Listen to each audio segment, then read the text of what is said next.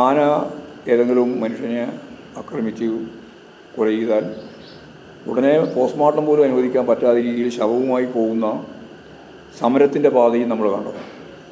രാഷ്ട്രീയ ലാഭത്തിന് വേണ്ടി ഒരു ജനതയുടെ പ്രശ്നം പരിഹരിക്കുന്നതിന് വേണ്ടിയുള്ള കൂട്ടായ യജ്ഞം ഇല്ലാതാക്കുക, കക്ഷി രാഷ്ട്രീയം മാത്രം മുന്നിൽ വെച്ച് കാര്യങ്ങൾ കൈകാര്യം ചെയ്യുക എന്നുള്ളതാണ് ഇവരുടെ എല്ലാം പ്രധാനപ്പെട്ട ചുമതല. അതാണ് അവർ ചെയ്തുകൊണ്ടിരിക്കുന്നത്. ഇത്രയും കാര്യങ്ങൾ ഇടുക്കിയുമായിട്ട് ബന്ധപ്പെട്ടിട്ടുള്ള പ്രശ്നങ്ങളാണ്.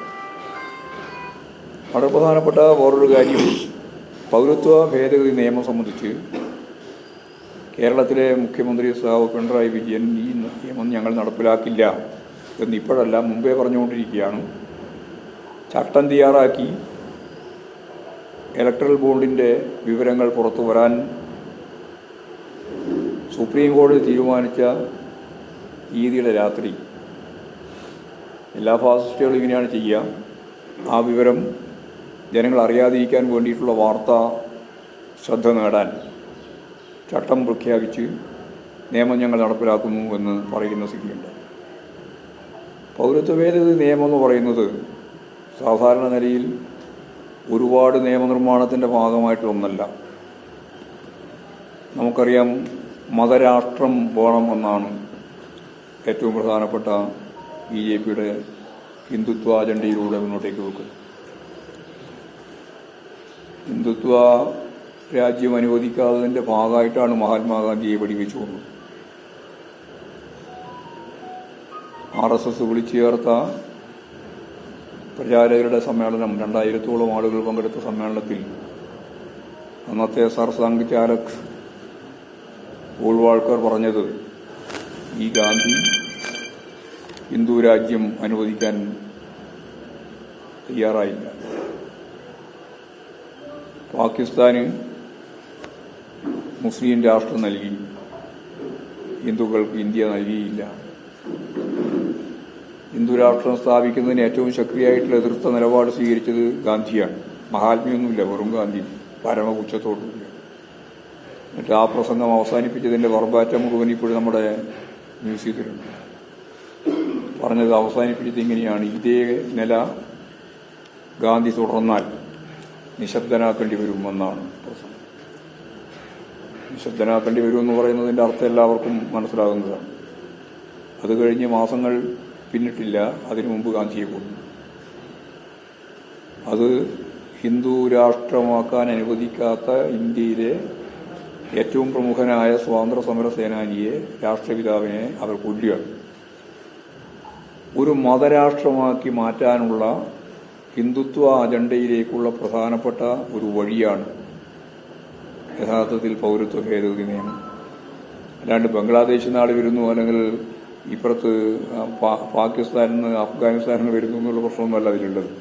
മൗലികമായ പ്രശ്നം ഒരു മതരാഷ്ട്രമാക്കി മാറ്റുക എന്നുള്ളതാണ്. ഈ തെരഞ്ഞെടുപ്പ് ഘട്ടത്തിലെ, ഈ 18ാം ലോക്സഭാ തെരഞ്ഞെടുപ്പ് ഘട്ടത്തിലെ ഏറ്റവും പ്രധാനപ്പെട്ട, ഏറ്റവും അപകടകരമായ, ഏറ്റവും പ്രധാനപ്പെട്ട അജണ്ടയായ ഹിന്ദുത്വ അജണ്ടയിലേക്കുള്ള, വർഗീയ അജണ്ടയിലേക്കുള്ള അതിൻ്റെ കൈവഴി തീർത്തതാണ് പൗരത്വ ഭേദഗതി നിയമം. BJP സ്വാഭാവികമായിട്ടും അവരുടെ അജണ്ടയാണ് നടപ്പിലാക്കാൻ ഉദ്ദേശിക്കുന്നത്. എന്നാൽ അതിനെതിരായ നിലപാട് സ്വീകരിക്കുന്നു എന്ന് പറയുന്ന കോൺഗ്രസിന് അതിൻ്റെ പ്രകടന പത്രികയിൽ പോലും ചോദിച്ചപ്പോൾ അഖിലേന്ത്യാ പ്രസിഡന്റ് തന്നെ പറഞ്ഞത് ഇന്ന് രാത്രി കഴിഞ്ഞ് നാളെ പറയാണ്. ആ നാളെ ഇന്നേ വരെ ഓർന്നില്ല ദേശീയ അടിസ്ഥാനത്തിൽ. അവരുടെ പ്രകടന പത്രികയാണ് പിന്നീട് ആശ്രയിക്കാൻ സാധിക്കുന്നത്. പ്രകടന പത്രികയിൽ മുണ്ടിയില്ല. എന്നിട്ട് ഇപ്പോൾ കണ്ടുപിടിക്കുകയാണ് അതിൻ്റെ 8ാമത്തെ ഖണ്ഡികയുടെ ഒരു പദപ്രയോഗം സൂക്ഷ്മമായി പരിശോധിച്ച് നോക്കിയാൽ അതാണ് ഇതാണെന്ന്. എന്താ പറയുക അതിനില്ല? ഈ നാട് അഭിമുഖീകരിക്കുന്ന ഏറ്റവും പ്രധാനപ്പെട്ട പൗരത്വ ഭേദഗതി നിയമം എന്ന പേര് പോലും പറയാൻ BJP ഭയം കൊണ്ട് സാധിക്കാതെ ഒരു പാർട്ടിയായിട്ട് ഈ കോൺഗ്രസ് മാറിയിരിക്കുകയാണ്. മൃദു ഹിന്ദുത്വ നിലപാടാണ്. ഇതേപോലെയുള്ള ഒരുപാട് നിലപാടുണ്ട്. അതിനെപ്പറ്റി ഞാനിപ്പോൾ വിശദീകരിക്കാൻ ഉദ്ദേശിക്കുന്നില്ല. കോൺഗ്രസിന് നയമില്ല എന്നുള്ളതിൻ്റെ ഏറ്റവും പ്രധാനപ്പെട്ട ഒരു കാര്യം, ഇന്ത്യ ഇന്ന് ചർച്ച ചെയ്യുന്ന ഏറ്റവും പ്രധാനപ്പെട്ട ഒരു കാര്യത്തോട് പ്രതികരിക്കാൻ പോലും ശേഷിയില്ലാത്ത മൃദു ഹിന്ദുത്വ സമീപനത്താൽ അവർ ശരിക്കും വരിഞ്ഞു കെട്ടപ്പെട്ടിരിക്കുന്നു എന്നുള്ളതാണ് അതിൻ്റെ സ്ഥിതി. കേരളത്തിലെടുത്താൽ കേരളത്തിലെ ഏറ്റവും പ്രധാനപ്പെട്ട ഒരു കാര്യം നിത്യോപയോഗ സാധനങ്ങളുടെ വിലവർദ്ധനവിനെ തടുത്തു നിർത്താനുള്ള പൊതുവിതരണ സംവിധാനത്തെ ശക്തിപ്പെടുത്തുന്ന നിലപാടാണ്.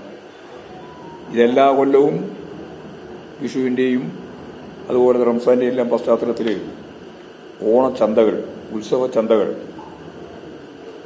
റംസാൻ അങ്ങനെ പറഞ്ഞുകൊണ്ട് തന്നെയാണ് റംസാൻ വിഷു പ്രമാണിച്ചുള്ള സബ്സിഡിയോടുകൂടിയുള്ള നിത്യോപയോഗ സാധനങ്ങൾ നൽകാനുള്ള പദ്ധതിയാണ്.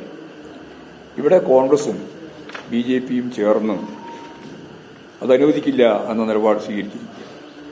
എല്ലാം ജനവിരുദ്ധ നിലപാടാണ് ഇവർ സ്വീകരിച്ചുകൊണ്ടിരിക്കുന്നത്. BJPക്ക് വേണ്ടി കോൺഗ്രസും ചേർന്നിരിക്കുകയാണ്. ഇലക്ഷൻ കമ്മീഷൻ അതിന്റെ ഭാഗമായിട്ട് മാറിയിരിക്കുകയാണ്. അതുകൊണ്ട് ഇത്തരത്തിലുള്ള റംസാൻ വിഷു ചന്ത 300ഓളം കേന്ദ്രത്തിലാണ് ഏറ്റവും പ്രധാനമായിട്ട് നടത്താൻ ഉദ്ദേശിച്ചിരുന്നത്. അത് വേണ്ടെന്ന് വെക്കേണ്ടി വരുന്ന അവസ്ഥയിലേക്ക് കാര്യങ്ങൾ വന്നിരിക്കുന്നു എന്നുള്ളതാണ് പ്രധാനപ്പെട്ട പ്രശ്നം. അപ്പോൾ ഇത്തരത്തിലുള്ള ജനവിരുദ്ധമായ നിലപാടുകൾ BJPക്ക് വേണ്ടി നടപ്പിലാക്കാൻ കോൺഗ്രസും കൂടി കൂട്ടുനിൽക്കുന്നു. പ്രതിപക്ഷ രാഷ്ട്രീയ പാർട്ടികൾ ഒരു വികസന പ്രവർത്തനവും നടത്തുന്നില്ല എന്ന് മാത്രമല്ല, നടത്താൻ അനുവദിക്കില്ല എന്ന് മാത്രമല്ല, അവർ ഇതുപോലുള്ള ജനക്ഷേമകരമായ കാര്യങ്ങളിൽ ഇടപെട്ട് അതെങ്ങനെ കൊടുക്കാതിരിക്കും എന്ന കാര്യമാണ് ആലോചിച്ചുകൊണ്ടിരിക്കുന്നത്. ഇന്ന് ഒരു പ്രധാനപ്പെട്ട ദിവസമാണ്. വലിയ പ്രശ്നമായിട്ട് ഉയർത്തിക്കൊണ്ടുവന്ന 62 ലക്ഷത്തോളം വരുന്ന പാവപ്പെട്ട ജനങ്ങൾക്ക് നൽകുന്ന ക്ഷേമ പെൻഷന്റെ 2 ഗഡു ഇന്നു മുതൽ വിതരണം ചെയ്യാൻ ഗവൺമെന്റ് തീരുമാനിച്ചു. നിലപാട് പ്രഖ്യാപിച്ചു കഴിഞ്ഞിരിക്കുകയാണ്. ഇന്നു മുതൽ വിതരണം ചെയ്യും. അപ്പോൾ കേരള ഗവൺമെന്റിനെ സാമ്പത്തികമായ പ്രതിരോധത്തിലാഴ്ത്തുക മാത്രമല്ല, ഗവൺമെന്റ് ചെയ്യുന്ന ജനക്ഷേമകരമായ കാര്യങ്ങൾ നടപ്പിലാക്കാൻ അനുവദിക്കില്ല എന്നതുകൂടി ഇപ്പോഴാണെങ്കിൽ ഇലക്ഷൻ കമ്മീഷനെ തന്നെ ഉപയോഗപ്പെടുത്തി കാര്യങ്ങൾ ചെയ്തു വരുന്നു എന്നുള്ളതാണ്. പിന്നെ ഇടതുപക്ഷ ജനാധിപത്യ മുന്നണിക്ക് അനുകൂലമായ നല്ല രാഷ്ട്രീയ കാലാവസ്ഥയാണ് കേരളത്തിലുടനീളം കാണുന്നത്. കാസർഗോഡ് മുതൽ ഇനിയിപ്പോഴും ഇടുക്കി വരെയുള്ള മേഖലയിലുള്ള പരിപാടികളിൽ പങ്കെടുത്തപ്പോൾ കണ്ട ഏറ്റവും പ്രധാനപ്പെട്ട സവിശേഷമായ കാര്യം അതാണ്. നല്ല രീതിയിലുള്ള വിജയം ഇടതുപക്ഷ ജനാധിപത്യ മുന്നണിക്ക് നേടാൻ സാധിക്കും എന്ന് തന്നെയാണ് ഞങ്ങളുടെ അനുഭവത്തിൽ ഈ പര്യടന പരിപാടിയുടെ ഭാഗമായിട്ട് മനസ്സിലായിട്ടുള്ളത് എന്ന കാര്യം കൂടി ചൂണ്ടിക്കാണും.